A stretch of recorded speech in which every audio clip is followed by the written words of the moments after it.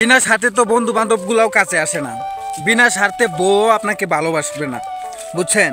এই যে কিছু সাবরি আছে, কিছু মানে সবাইকে বলতেছি না, দুই একটা শতকরা দুই একটা সাবরি আছে যে ইউটিউবে লাইভে আসে 200 300 400 ফলোয়ার বা সাবস্ক্রাইবার নিয়ে। তো আমি এটা কেন বলতেছি আপনারা মাইন্ডে নেবেন না, আমি সবাইকে বলছি না, দুই একজন আছে শতকরা। তো আমি একটা মায়াকে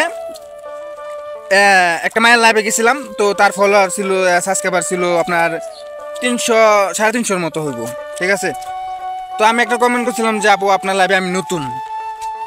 তো সে আবার করছে কি, আর একটা সাপোর্ট ফোন ছিল, সে ওই ফোনটাতে আমার চ্যানেলে ঢুকে যায় দেখে আমার 50,000 সাবস্ক্রাইবার, ঠিক আছে?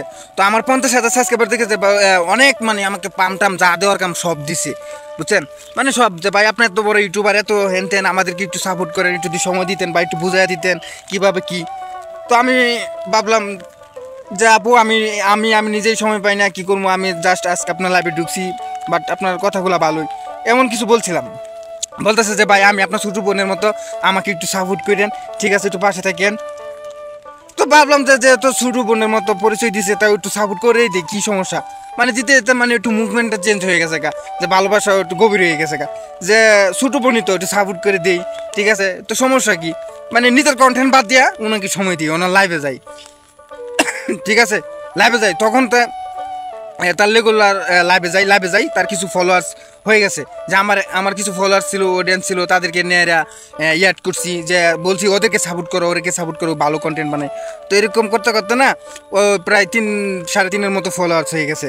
তখন করছি কি, তখন আমার বড় এক কন্টেন্ট ক্রিয়েটর দেখছে যে আমার তো 50,000 ফলোয়ার, তখন হ্যাঁ লাইভে গেছে ভেরিফাই একটা চ্যানেল, তো তখন তারও চুজ করলো, বুঝছেন? তখন আমার চিনে না, আমাকে বলে বাজে, আর বলে বাজে, এটা বাজে কন্টেন্ট ক্রিয়েটর, হ্যান তেন বকর, আপনি কেন লাইভে আসছেন? তখন ওই ভেরিফাই চ্যানেলগুলো জনপ্রিয় হয়ে গেছে ওনার কাছে। আমাকে দিয়ে যা ব্যবহার করা ছিল তার কিন্তু হাসিল হয়ে গেছে। তো সে টার্গেট করছে ওই ভেরিফাই চ্যানেলকে। তার টার্গেট হলো এরকম যে একটা সিনিয়র চ্যানেল মালিককে ধরবে, তার হাসিল পূরণ করবে, বা তার থেকে ফলোয়ার্স নেবে, ভালোবাসা নেবে, নিয়ে ওনাকে চিনবে না, বুঝছেন? এই জন্য বললি কারো লাইভে যাইরা সাপোর্ট করবেন না। লাইভে যাই সাপোর্ট করা কোনো প্রয়োজনই নাই, বুঝছেন? তাছাড়া ভাই কী করবো বলেন? কিছু করার আছে? আমি জাস্ট আপনাদের ভালোবাসা দেওয়ার জন্য আসছি, আপনারা ভালোবাসা দিবেন, ওটা কোনো বিষয় না। যে আমার কন্টেন্ট ভালো হলে তো ভালোবাসা দিবেন, তাছাড়া কোনো দিবেন। তো আমি ভালোবাসা দিতে গেছি, আমাকে বললেন নাকি আমি ভালো কন্টেন্ট ক্রিয়েটর না। তো এইগুলা বিষয় যখন আপনার মনে পড়ে না, খুব কষ্ট লাগে, বুঝছেন?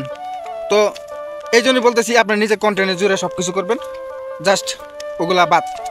আপনার কন্টেন্ট যদি ভালো হয় আমরা এমনি দেখবো, এমনি লাইক করবো, শেয়ার করবো, ঠিক আছে না? সবাই ভালো থাকবেন, আর নিজের প্রতি ফোকাস করবেন, অন্যের প্রতি বাদ দেন, নিজে কি করা যায় সেটা দেখেন।